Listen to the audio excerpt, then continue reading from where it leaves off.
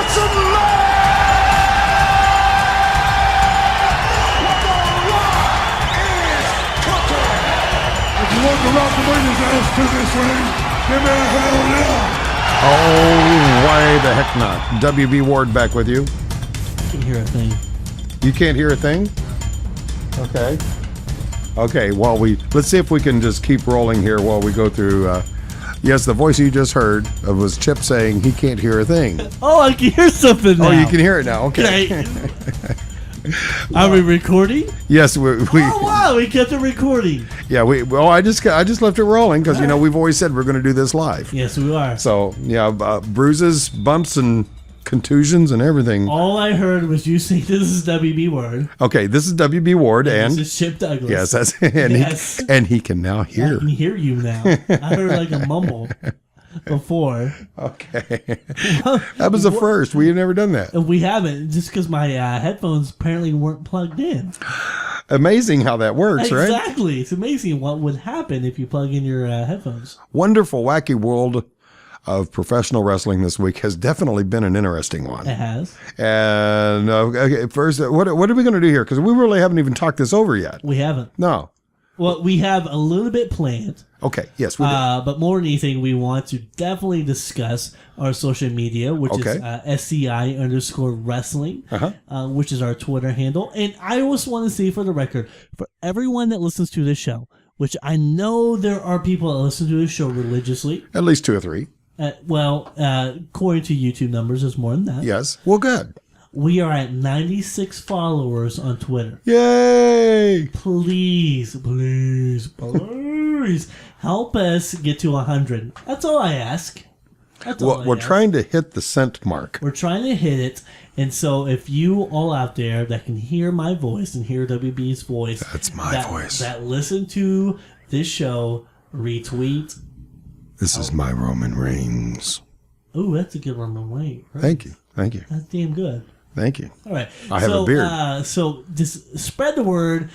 Help us spread the word of SCI Wrestling, because we do this show every single week and we are excited to bring it to you, but we need it to grow. We need it to grow as much as WB Ward needs a body part to grow. Okay, you've been talking with my ex again. Okay. You want to hear my impersonation of Eddie Guerrero? Go ahead. Okay. That was really? it. Really? Yeah. You're making a. I know that was in poor taste. Oh wasn't my it? god! Oh my god! Oh wow! Wow. Okay, yeah, that was pretty poor taste, even by my standards. I heard a joke one time about Michael Jackson being dead, and someone said, "You want to see my imitation of Michael Jackson?" And he laid on the bed and like put his arms across his chest. Yeah, and it's like, oh, that's bad. Yeah, that is pretty poor taste indeed. Okay, the other social media. Yes, we've covered YouTube and Twitter, SCI_wrestling. Okay, and of course we got Facebook / and I always forget that. It's Squared Circle Insider Wrestling, which is our Facebook page. And a good way to go with that is just follow us on YouTube, because it'll be right at the bottom of the screen eventually. I mean, it'll be... If you hit one, you'll get the rest. And don't forget, of course, you can send us an email anytime at...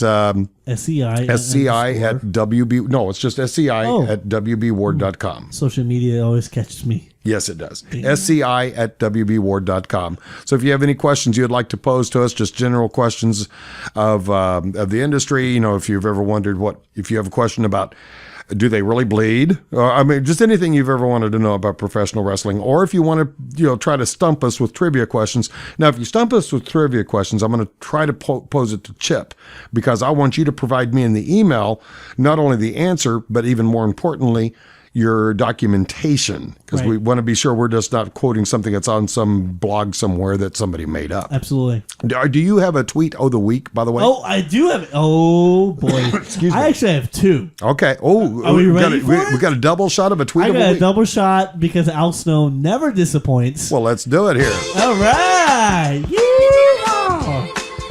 Got to tap my foot. And we're gonna read something else here after tweeting me. Right. Tweety Week, it's brought to you by, it's a double dose here. Okay. One, just because the fact that he tweeted this about 8 hours ago. And I already had a tweet a week already produced beforehand. Right. So I'm actually going to produce to you what I originally had as a tweet a week, which was brought to you by the Twitter handle is Professor Tanay, who was a broadcaster for WCW, who's now for TNA. And this is actually kind of a ripoff of him. Okay, so this isn't actually Professor Tanay's Twitter handle. But it goes, woke up covered in baby oil in a motel room with Ric Flair. Oh. 6 midgets and a woman played Carla in Cheers. Hashtag my wrestling shame. Wow. Wow. I'll have what he's smoking.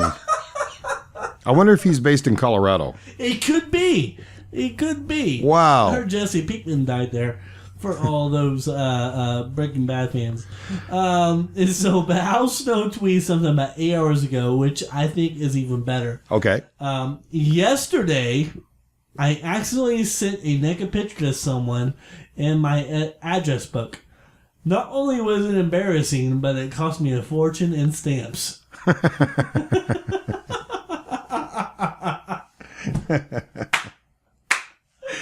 Oh my God. And that's why he won Twitter of the Year for 2013. I'm sure. Because that guy is amazing. They ought to start calling those snow jobs. And it's, oh my God. I mean, there's your perfect marketing twist right there. Snow jobs. I am twittering it right now to him. Oh, by all means. Because that is brilliant. Tell Al I said hi. Exactly. I will. Any interaction with Al? No, I haven't. Okay. I ought to follow him, and I have to admit I do not. Well, because you should. Well, you do, so you kind of report to me, and therefore our other listeners as well. And they should. Yeah. Excuse me. Okay. Where do we go from here? Taking a look back real quick. By the way, yes. I just want to bring it up. Have you ever heard of revenge porn? Revenge porn. Yes. I've heard of it. Isn't that goofy site where they'll post pictures of naked people and then contact them to ask them if they want to have the picture removed? Yes. Okay. What about it? I just heard it on another podcast, and I just had a friend of mine that I used to play music with. For those who don't know, WB and myself are accomplished musicians. Yes, we are. And a drummer of mine has some problems with revenge porn. So just letting everyone out there that it's a really great story. So you should Google it. Okay, revenge porn. Now we're going to have a bunch of people under the age of 12 Googling revenge porn. Oh no! Okay. Really? Well, now they are now. I didn't know. I did not know our demographic when it comes to SCI Wrestling. Well, I mean, it could happen. Oh, you're right. So in the interest of wholesomeness, also remember to Google WBWard.com. Exactly. So we can offset that with some good history lessons right there. In the words of a recent crowd to WBE events, I say, yes! Yes! Yes! Yes! Yes! Yes! You ever notice how long it takes the white people to get in unison on that? No. Oh man, it's just funny trying to watch them get in sync with each other. I watch a crowd of 14,000 white people trying to get rhythm. Oh. Well, we all saw the Fandango thing kind of Yes. come in and fade out. And when their arms go up in the air, it's always in non-sequence. That's true. Okay, now any thoughts or recollections of the Monday Night Raw of last? Watching as much as I did, I thought John Cena and Randy Orton was very good. Yes. I think that was a great main event. And I think that segues to the fact of what we're seeing on Raw on the continual basis. Okay. Because of the fact that we see this show being 3 hours long. Oh, yeah. We usually see like the first 20 minutes be a monologue or something happen that will lead to the end of the show. So we see 20 minutes of really cool, could possibly be intriguing to us. But then we see about 2 hours of nothing. Yes. That leads us to the main event, which is usually awesome. Yeah. Okay. I'd say that's a pretty fair analogy. And go ahead. Because I saw you were about to say something. I was going to say, allow me to apparently, and I'm really not, so trust me here, allow me to apparently dramatically change the subject. Go ahead. I am planning on leaving on vacation in 2 months, and I am going to have an awesome, awesome, awesome time. You're going on vacation? Yeah. Where? Don't know. Oh. Don't have that planned out. But I'm going to have an awesome time. I really don't know how I'm going to get there. Okay. I'm going to have an awesome time, though. Okay. I'm not sure how much money to budget because I don't know where I'm going and I don't know how I'm going to get there. But I know I'm going to have a dynamite time wherever it is I'm going to spend 2 weeks. Now, if you heard somebody planning their vacation like that, what would your reaction be? I would say they're a little bit off the rocker. So why in the world do they do WWE storylines that same way? Ooh. Basically, from week to week, you and I have said it on this show countless times. It does seem like they make it up as they go along. They do. And for the most part, that's true. And that's in spite of the fact that they have a so-called creative team and a so-called team of writers. I swear they use focus groups. Now, for those who are not within the entertainment industry, a focus group is just simply a group of potential customers, in this case, probably WWE audience members, whom they poll on a regular basis to find out what bits are working and what bits are not working. And I will bet you anything that as a result of consultants and focus groups, this is exactly what programs Monday Night Raw from week to week and SmackDown as well. As my evidence, I'm going to take you back in time to January 24th of this year in Portland, Oregon's Comic-Con, in which CM Punk was making an appearance. Okay. And let's listen in here for just a moment and see what he had to say to see if it kind of gels in with what I was just saying. Right. I would like to see it go back to being less writers and more of a booker, with long-term plans and ideas. And, where you get to build your own character instead of somebody. Well, not necessarily that, just an idea of where you're going instead of, every week it's like, what are we doing? And they don't remember that. That was 2 weeks ago, and just dropping stuff at the slightest notion that it's not working, or having no real plan of what you're doing. Like instead of they're worrying about WrestleMania now, right. If it was my company, I would have that all settled, and I'd be worrying about WrestleMania 31. Wow. But there's just the long-term booking and planning. It hasn't existed in quite some time. Right. Now, back to my analogy. All right. I've got a vacation, don't know where I'm going, don't know how much to budget, and I don't know how I'm going to get there. That is almost exactly what CM Punk just insinuated is going on. I think it becomes a little clear as to why CM Punk is not there right now, because you can just hear the frustration in his voice. CM Punk is old school. Yes, he is. He's old school to the fifth degree. He was brought up that way. He saw the product that way. The guy's been wrestling since he was 16 years old, even though it was backyard or not. He knows the product. He knew where it came from. So he knows what works and what doesn't work. And what he saw was a product that obviously wasn't working because of the fact that they were doing booking day in, day out. Yeah. By the seat of their pants. Because I guarantee, I would put money right now to anyone that has a huge amount of money that there is not a plan for WrestleMania 30 at this point. Oh, I would have absolutely no problem believing that whatsoever. I would hazard a guess that 2 Monday Night Raws after this WrestleMania, they don't even have that worked out. Exactly. And that is exactly what CM Punk is bringing up, the fact of creativity, longevity, being able to build a storyline. Let's take John Cena and The Rock for an example. Oh, now that was the first time I've seen them do that. Exactly. In I don't know how long. And they took a year to do it. A year to build. And not really even a year to build, because of the fact that he proclaimed that to be that match to be, I think it was the next night on Raw, that he decided to go ahead and proclaim that him and John Cena were going to fight the next WrestleMania. So with that said, it didn't come back up until maybe the Survivor Series of that next year. Yeah, and then of course they had the barbs trading back and forth, Right. But they did have the building. At least they had the building going on. They were laying the foundation. Right. They were able to build John Cena as someone that is unstoppable.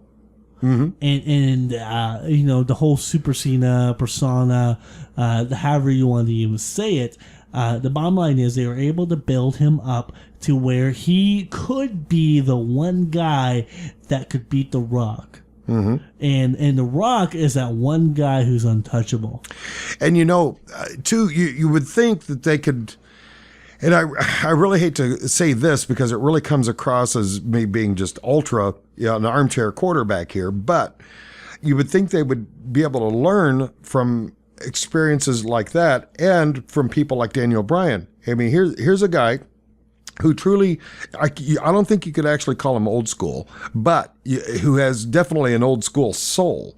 I think he would have the ability to carry off the idea of being able to build his own character and to be able to sell his own self rather than trying to fall to the whims from week to week. I mean, take a look at the recent storyline that they attempted to do between two of the greatest pieces of talents that they have currently, between Daniel Bryan and I'm going to count the Wyatt family as one talent. And you should. Because individually they had something really, really good here, and then they got off in this goofy thing of them, taking Daniel Bryan. Then they didn't say anything about it at all. Oh, and then all of a sudden they come back to it again, and now they dropped it again. And I mean, it's just like... Same thing with King. Yeah. You would think they would learn that. Now, when you think of people who are old school, the name Mick Foley has to come to mind. Oh, absolutely. And CM Punk and Mick Foley are good friends. And one thing about Mick Foley, I have to admire Mick's. Wouldn't you imagine sharing a beer with one of those two? Oh man, that would be awesome. I would love it. That would be awesome. Mick Foley, he is I have to really respect him. He's a company man. He's WWE all the way, but right. He is also the consummate diplomat. I mean, he really could serve as a very good buffer, I believe, between CM Punk and the management of WWE. As a matter of fact, here are some comments that Mick made from his own home on February 2nd of this year. I haven't heard this. Yeah, this was a week ago last Sunday, as a matter of fact. I'm glad that Punk has stood up for what he believed in. By the other hand, I think it's a huge opportunity. Loss not only for CM Punk but for WWE.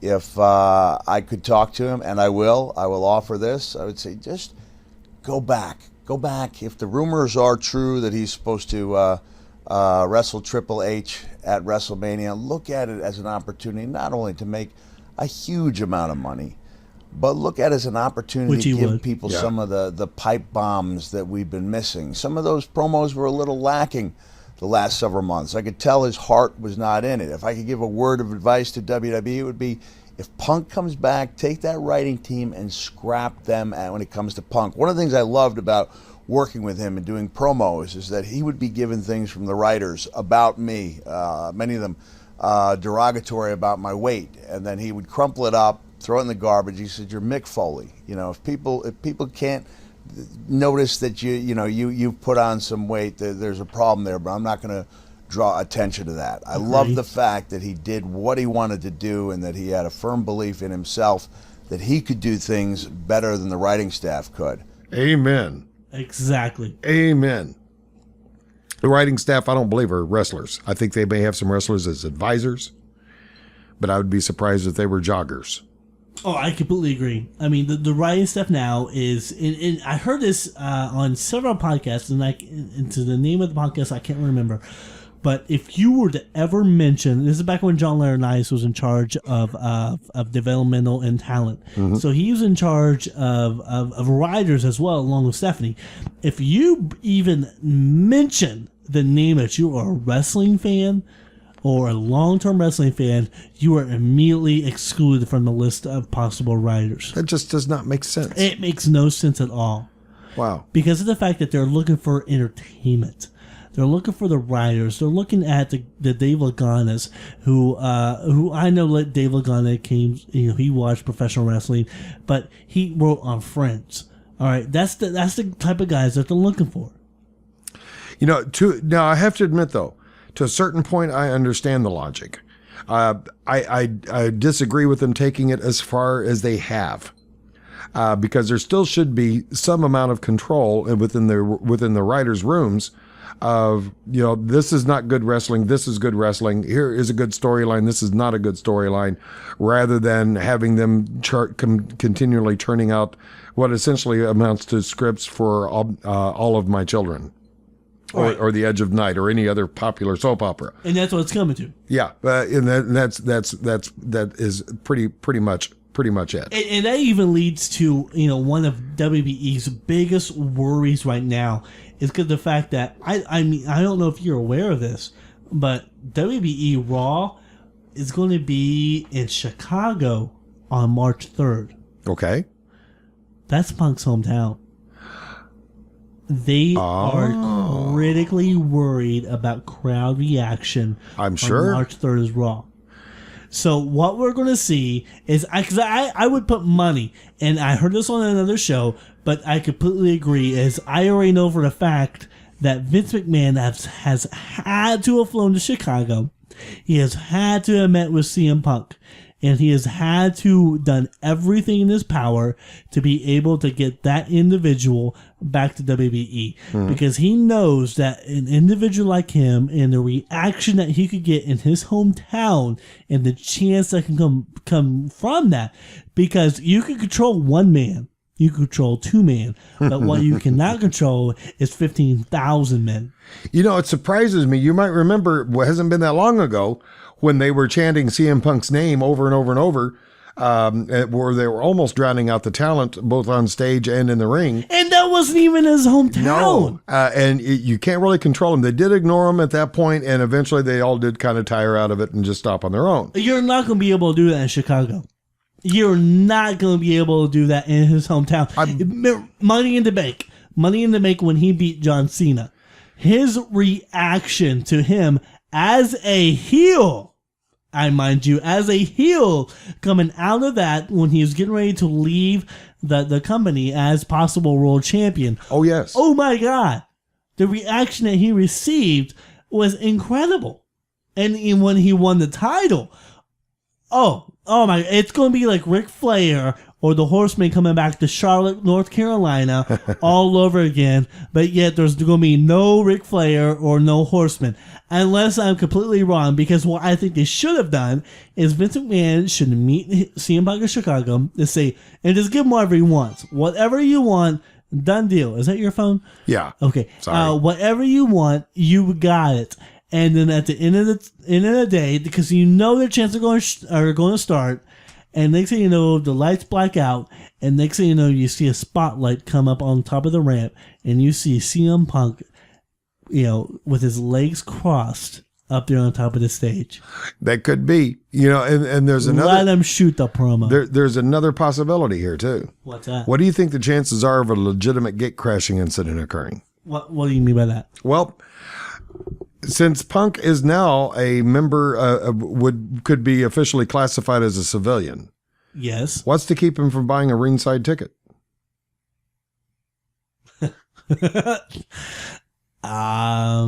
If he's not actually a part of WWE, I think there's a huge problem. Yeah, they can't keep him from doing it. I'm sorry, I knocked it over. That's okay. But I just want to bring up a good story to when we went to Raw Live. When both of us went to Raw Live, we were about 8 rows back from the front. There was a guy that is on WWE television quite a bit that you don't recognize, which is Sign Guy. Yeah. And he actually bought a front row seat right on the rail of when we were watching Raw.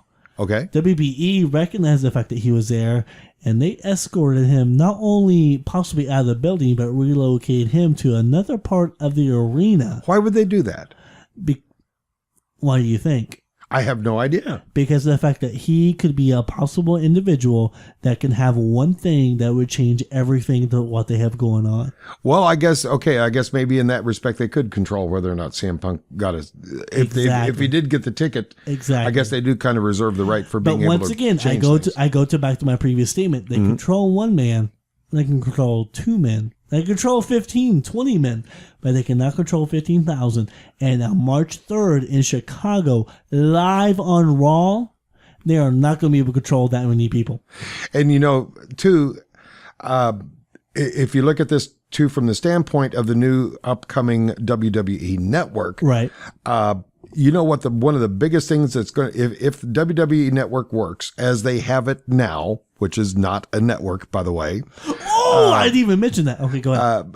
You know what? One of the reasons it would work? Why? Because for the most part, the current talent sucks, and the only thing they really can push is their history. And all the previous organizations. Yeah. Because that's the main thing. Yeah. Is I'd be able to watch any ECW pay-per-view. Sure. I'd be able to watch any WCW pay-per-view. Sure. AWA. Sure. WCCW. You got it. That's the selling point. Yeah. And by the way, I was just speaking in general terms because there are definitely some outstanding talent. I don't want to take anything away from that. No. Daniel They have Bryan, damn good talent. Yeah. Daniel Bryant, got the Wyatts. Kane, he still has a lot of great potential if they just let him do his damn job. Right. Even you have to even look at the referees. The referees are classic in many cases. For the most part, the announcing staff is okay. I think we could definitely get some tweaking going on there, except on their main event program. It really sucks. I don't even watch. I do, and I don't know why, for gosh sakes. But for the most part, other than that, the announcing staff is actually pretty good. So they do have some bright shining moments. But if you look at it from an overall standpoint, oh, by the way, the Divas are really improving, I think. But from an overall standpoint, By the way, I saw that move again. Like I kept replaying it. Oh, the drop knee on Naomi? Yeah. Because I made a huge critical error last week. I thought it was Tomorrow that actually did it. It was not Tomorrow, who's Jimmy Snuka's daughter. It's actually Oksana, yeah. Yeah, whatever how you pronounce it. Yeah. But yeah, that looked completely purposely, by the way. Yeah, so do you agree with me? It looked like that may not have been an accident? That wasn't an accident at all. I didn't see how it could have been. No way. I mean, she had to position herself in like so many different ways. I have in the 20. I'm 30 years old, so I'm gonna go give myself credit here. 26 years of watching wrestling. There has never been a purposely done move to where when someone does when they're trying to pull them over for a pin, that someone just drops a knee like that. Never has that ever been done. So yeah, that was not to that extent. Yeah, that looked brutal. I'm wondering jealousy. Jealousy is what that. Well, they're getting ready to do the, and not too long you're going to see the debut episode of Totally Divas, and I'm wondering if there's a backstory on that they're going to be including within the reality show. They should. It's going to get them ratings. Yeah. So it'll be interesting to see that come up. I'm kind of looking forward to that coming back. I became a real fan of that show, so I'm looking forward to the new season of that starting up. But why were you a fan of that show? Well, come on. Why? I'm a single guy. Okay. There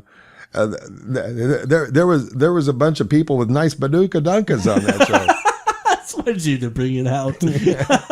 All right, I'm gonna change the subject for you because you brought up WBE Network. Yes. And one of the main things I know we're ending here is there's actually been what you said to come true. Yes. A lot of the complaints in call centers for cable providers like DirecTV and Dish and Cox that are complaining because of the fact that they cannot prescribe to the new WBE Network when on demand goes away. Yep. And it's going to get worse, folks. Hang on tight because the complaints are still going to be generating. And I think when all's said and done, they're going to have to do some major revamping and some rethinking on the WWE Network. Unfortunately, they've committed themselves to this big sales pitch of it's only $9.99 a month. And I'll still buy it. Okay. Well, lots of luck with your computer.